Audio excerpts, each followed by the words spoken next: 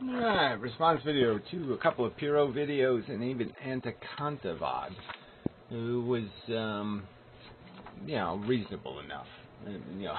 Sort of, kind of. I mean, he's reasonable to the point where you'd argue, okay, he's basically conceded the point on vegetarianism to some extent.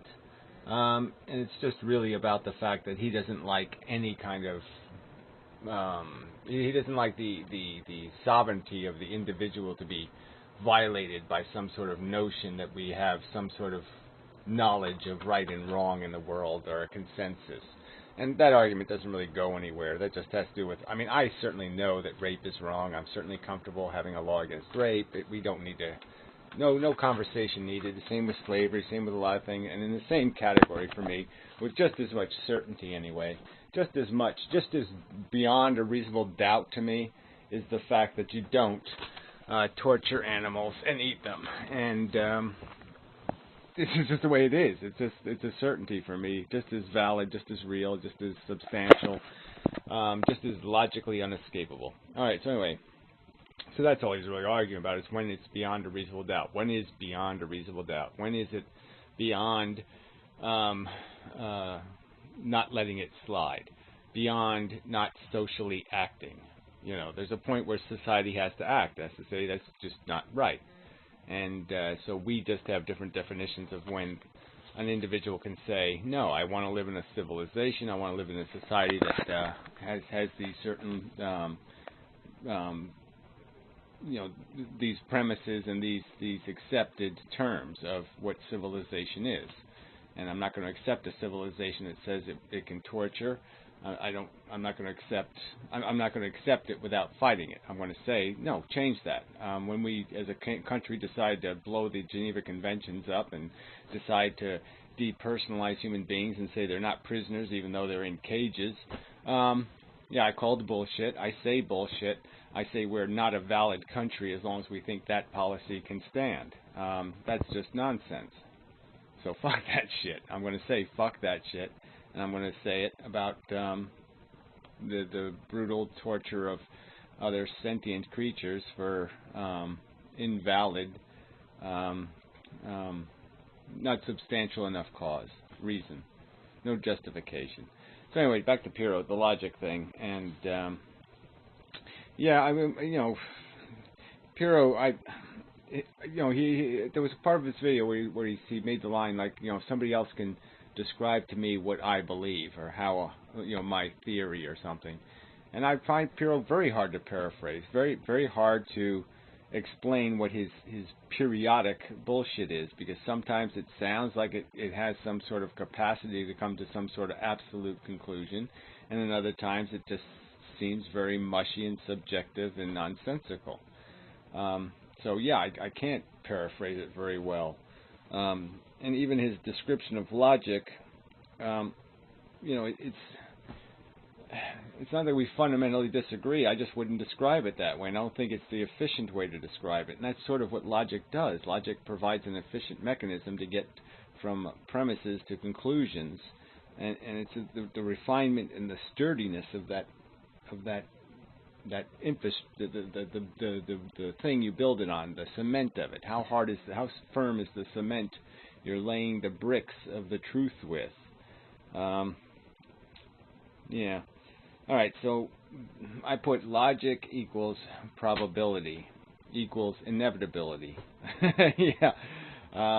Because really there is no probability, so you're jumping to inevitability. You're trying to basically, and inevitability, by that I just mean, just as the future is a certainty, the truth is a certainty. It's sitting out there. The truth is out there to be discovered. Any truth discerned through logical process, logical analysis, and part of what you do when you're logically analyzing something is that you're accepting a premise and saying, okay, this is the premise. Now that can be absolute or that can even be conditional, but in terms of, you can attach a probability on it. You can say this truth is 99.99% true. Okay, it's very low probability that there's any kind of contrivance that could be out there that, most truths that have this evidence or most truths that have this solid a foundation just can't be eroded. Like, you could have lots of statements where, like the water is wet thing, where you say, okay, the word wet was invented to describe what water is, so it's sort of an absolute truth. It just can't be unraveled. Water, liquid water, is wet because the word wet was invented explicitly to describe what water is, so it's almost like a certainty. It's a high probability that you can convict on that sentence. And then these other statements you might make have different probabilities based on relative to those kinds of absolutes. Statements are taken for different levels of reliability, and that's really all you're doing, is trying to build a chain of statements that connect to each other with equal signs or plus signs and do the math. And the question is have you filled in a variable, one of the components of the equation, with things that are accurate above all the necessary standard for that thing? Is it possible to put something in there? Like if you have, a plus 1, equals a plus, well, that's not good, times, whatever, the variable is the thing we don't know. We're going to put something in for the variable. Is what we're putting in for the variable solid? And so then we're back to just this statement of beyond a reasonable doubt I put down here, and probable alternative reasoning. So that's the test for reasonable doubt, right? Is there any alternative reasonable theory for something's existence? So if someone's going to claim water isn't wet, what is their reasonable alternative theory? That Martians invented the word wet and they were really talking about mercury and not water. Well, that still wouldn't change that water's wet.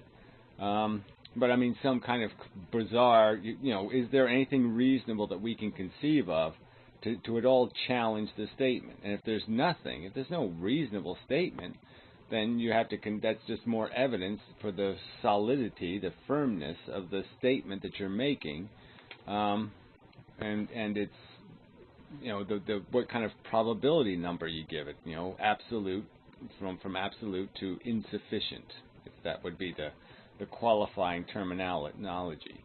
Near absolute even, we don't have to have absolute, right? We don't have to go the speed of light, we just have to go really fast, to be efficient here.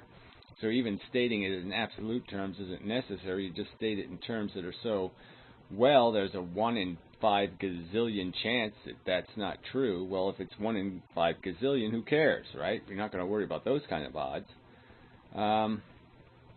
So again, it's about discovering the truth and defining it with levels or degrees of certainty. And that's the logical process. Logic is in the world. It exists as a fact in the world, that water's wet or that water flows downhill. Some statement like that. It exists in reality, and then you compare some other reality to it, and you do the logical construction is merely a description of the relationships that exist in the thing, and they exist just as firmly as the diameter of a circle relates to the circumference of the circle. The same is true for the dynamics of logic. They're just formulas, and they're just descriptions of a real circumstance. That is the objective. So then we're back to his second video where she was talking about convincing people and what's the standard, what are you really trying to do through conversation. And I'd argue that a big part of what you're trying to do is just practice. It's just, you're trying to perfect an argument. You're trying to get all the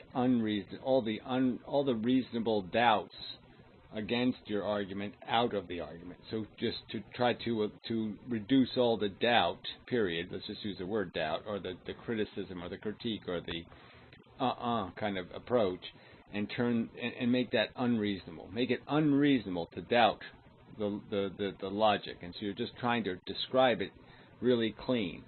So the formula, formulas could be really complicated, where they could just do, a plus 1 minus 3 minus 2 plus 3 plus 1 plus 2 plus, and you have a whole bunch of noise in that equation, where you can just knock stuff out. On one side of the equation has the same thing as on the other side of the equation, so you could just wipe those things out.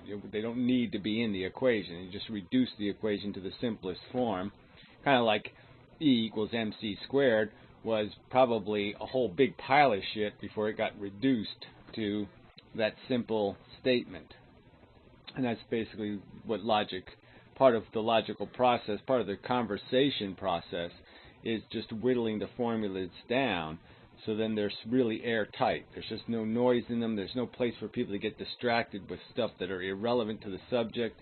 So you're just trying to make the argument as clean as possible to keep out any tails that go nowhere, that spin out of control and take somebody off the subject. Get the argument really clean and linear. Don't use elements in the logic. Don't use associations and connections that you don't need, that are weak. Don't keep the weak arguments out of the argument and only use the strong arguments, that kind of thing. So you're just basically, we're perfecting through the process of conversation or argument or discussion or debate. In my opinion, the object is refinement. The object is to be more convincing. It's not only to be convincing with the first argument, but you're practicing to be more convincing through the process of this trial. You're putting the argument on trial. It's succeeding or failing based on how the evidence is being presented, and you can find out the flaws by asking the jury, so to speak. Well, why did you not convict? And then we can run the trial again and see if you can get a conviction. That kind of thing. So you're just trying. It's almost like evolution. I mean, it is this. You're just forcing this fitness through this survival mechanism. Truth will survive because of a standard of fitness. And what we're trying to appeal to, he said we're appealing to something. I can't remember what he said, but to me, what ends up happening is that arguments appeal to people's self-interest. And then they accept them because they like it, because it glorifies them. They hear a truth that says, you're really cool. And they say, oh, I like that truth because I'm really cool in that truth. And that kind of bullshit is what the human race is run on. They don't like unflattering truths. They don't like truths that present a negative impact, that force them to take responsibility for something or worry or be concerned. They like to be liberated from those things. So a lot of truths get ignored because they're just not flattering, or they're just not comforting, and they're not fun. They're unpleasant truths. They're inconvenient truths, and people don't go for that. And so arguments that are going to get past that are going to have to appeal to some other part, something in the core of the human, some sense of intellectual honesty, some sense of, basically a brain is truth-seeking. It does want the truth. And it's just that it won't accept a negative truth unless it's just totally beyond all capacity to rationalize your way out of it. If they can't rationalize a way out of a really ugly truth, then they will accept it, if you don't give them any room to wiggle away. But they are trying to wiggle away. That's the real problem in any kind of debate or conversation, is people are trying to wiggle away. They want the truth to be this, and the truth is that, and they're going to try to get off the proof of that and try to get to this. And so you use the word metaphor to analogize to a stream and different things about filtering water. And the filtering is a word I've used many times about the whole process of what the brain is doing. And the filter's working by people interacting. So you're basically shaking it up, and that's part of the filter. You're mixing it up. You're stirring it. You're changing the focus. All these things to try to glean out of the noise the real signal, the purest, cleanest, straightest line from the point A premise to the point Z conclusion. And it just has to do with appealing, like again, people have to be within a realm of reasonable. They have to intellectually exist in the realm of reasonable if we're going to have much hope. But you can play the game with propaganda. You see it all the time. People win with propaganda. They make some kind of slick video, and they can make people believe in giant earthworms that are making the world blow up, or Mayan calendar bullshit or something. Look at the crap that people will gravitate to. Arguments that are complete nonsense and bullshit, completely unfounded, unreasonable, untested, and they'll gravitate to them. They'll grab hold of them because they really don't have any. They don't live in the realm of reasonable. They don't have a mental discipline that says force this to be more explicit. Force this to be clean of Joe Blow said so. I mean, that's not a good enough reason to believe something because Joe Blow says so. Well, that you know, and that's what everybody's just using as evidence. Somebody said so, so therefore I will say so. And then somebody will hear me saying so, and they'll say so because they said Gary says so. And then, I mean, it's just spreading through a network of hearsay,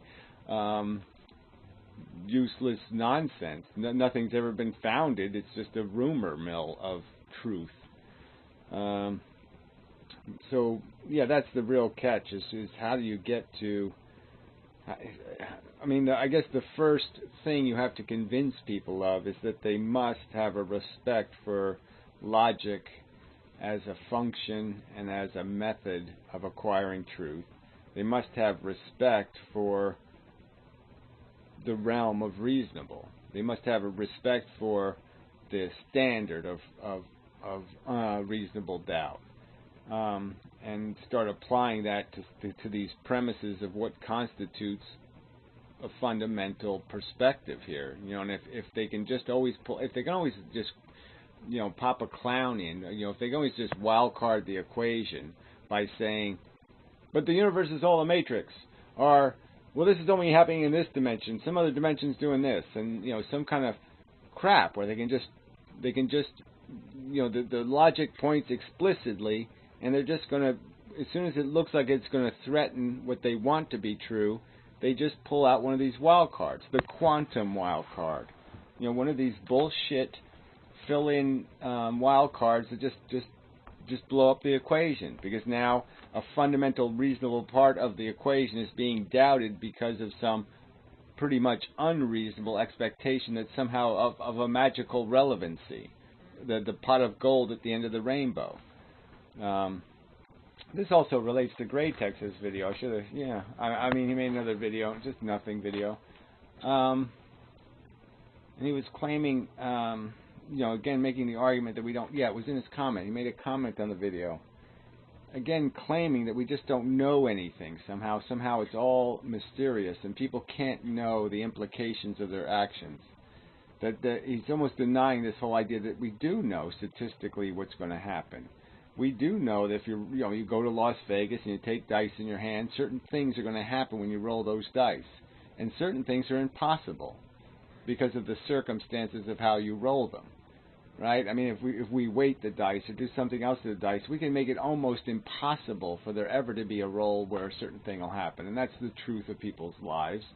There's certain people who statistically can never be president, you could almost say, because no president has ever been in that circumstance and have this against them and that against them and that against them become president. So they have a low probability of getting anywhere in succeeding. I mean, succeeding in being that or accomplishing that.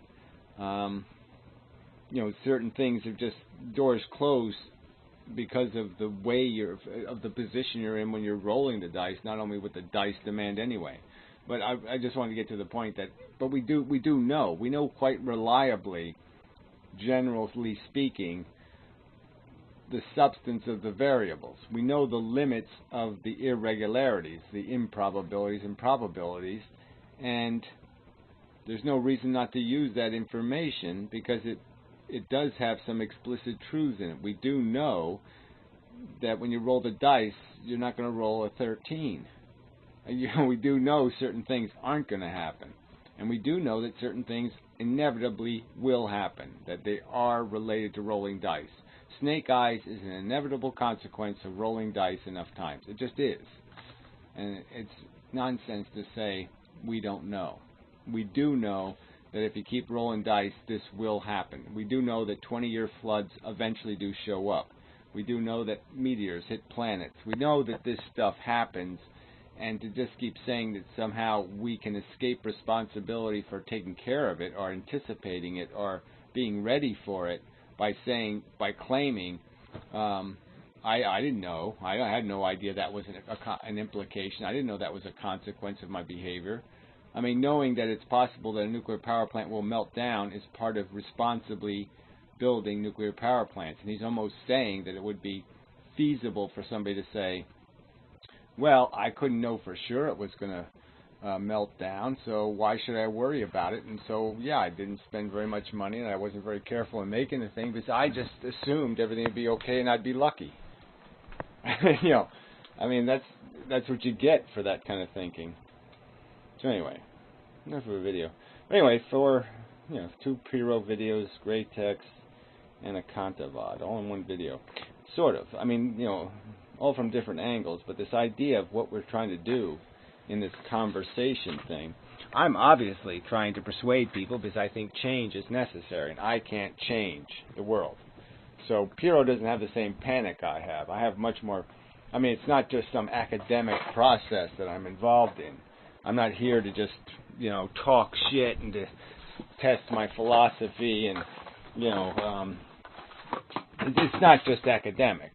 All right, in my opinion, there's this, that we can metaphor it or analogize it to, there's this big pipe full of harm and suffering and blight and horror and Ebola virus and all kinds of shit coming out of this pipe, and there's a wheel on the pipe, but one man can't turn the wheel to turn the pipe off.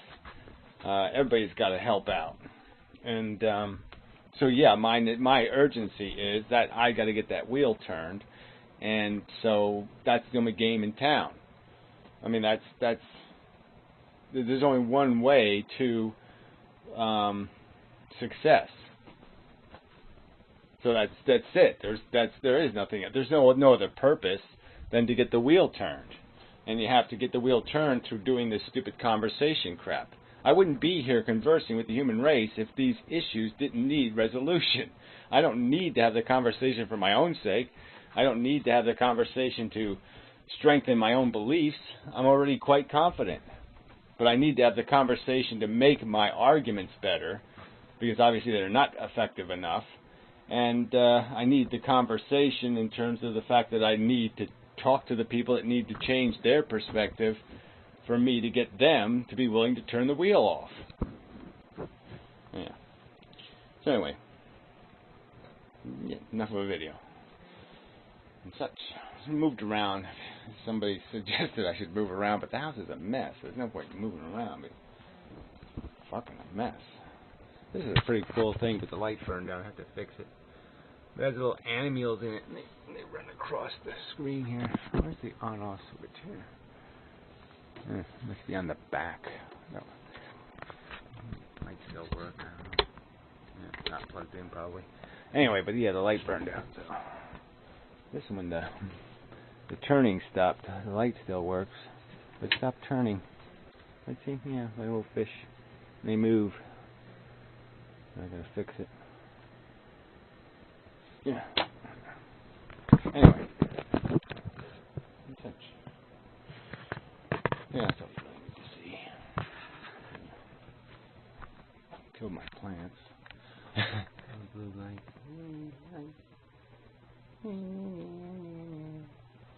Tiger. Gorilla. Deer. What a mess. Anyway. Till the next time. Puffin, anyway. Puffin.